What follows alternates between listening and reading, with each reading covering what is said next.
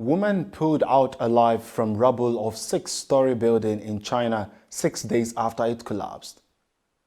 Nigeria's Vice President Osinbajo picks 100 million APC expression of interest form. President Adama Barrow unveils new cabinet, replaces Vice President, others. Details shortly.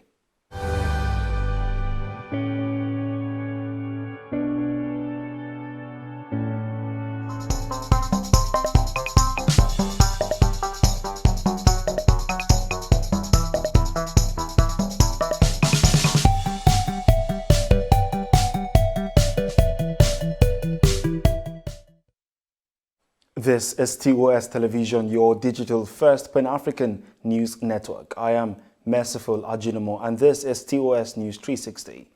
Rescuers in the central Chinese city of Changsha have pulled a woman alive from the rubble of a six-story building 6 days after it collapsed. 10 people are known to have survived the disaster, but at least 5 were killed and dozens are still missing. Arrests have been made as the building's safety is investigated.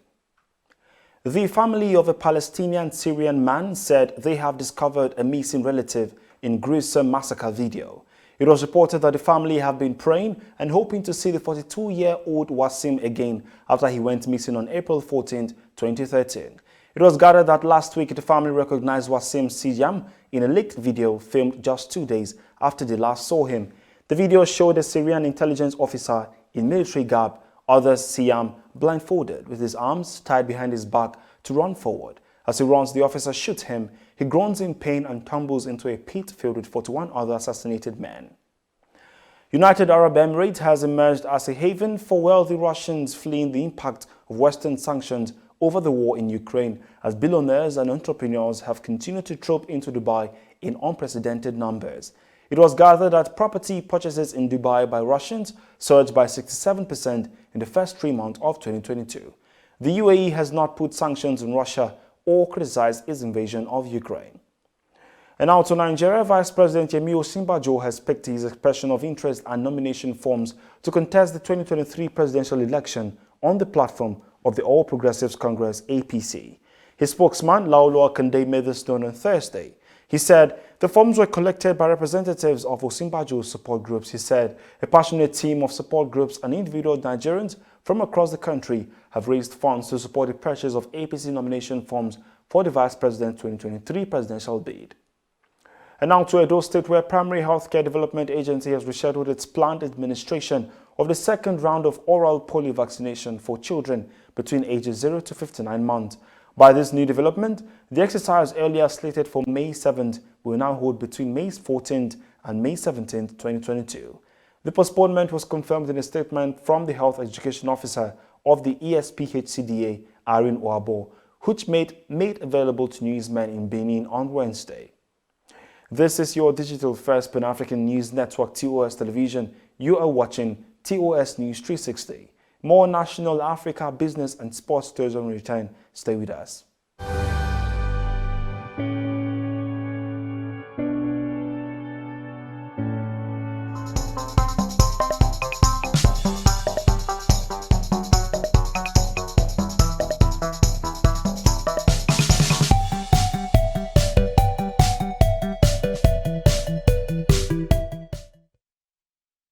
Thanks for staying. President Muhammadu Buhari, accompanied by Governor David Umahi, among other top government officials, arrived at Ebonyi State at about 11:15 a.m. this Thursday for a 2-day official visit.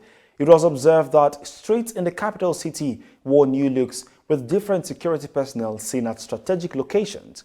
The president will inaugurate the ultra-modern King David University of Medical Sciences, Uburu, with adjoining roads and flyover and the newly constructed presidential lounge, Abakaliki.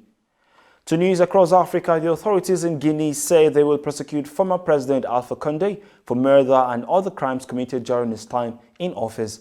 Condé, who is 84, was toppled in a military coup last September. A document from Guinea's public prosecutor says he is among 27 former senior officials who are facing a long list of alleged crimes. These include murder, illegal detentions, abductions, torture, rape and kidnapping. And now to Gamba, where Governor's spokesperson Ebirima Sankre has said President Adama Barrow unveiled a new cabinet replacing the country's vice president and key ministers on Wednesday. Aliyu Badara Juf, a former education minister, has been named the new vice president, replacing Dr. Isatu Toure. 11 ministers were retained in the new 23-member cabinet that includes 3 women. Talking business, OPEC has reviewed the demand for crude oil in 2022 downward as a result of the concerns around global economic development. OPEC Secretary General Sanusi Barkindo disclosed this at its 62nd meeting of the Joint Technical Committee via video conference.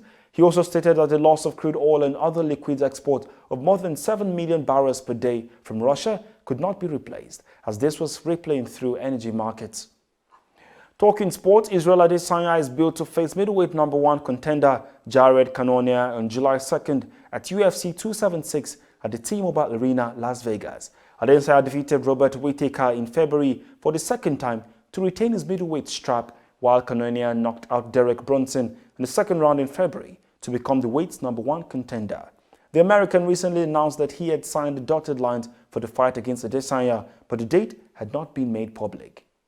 And that is TOS News 360 on your digital first Pan-African news network. For more updates, visit www.tostvnetwork.com. Follow and like our social media handles on Facebook, Twitter, and Instagram.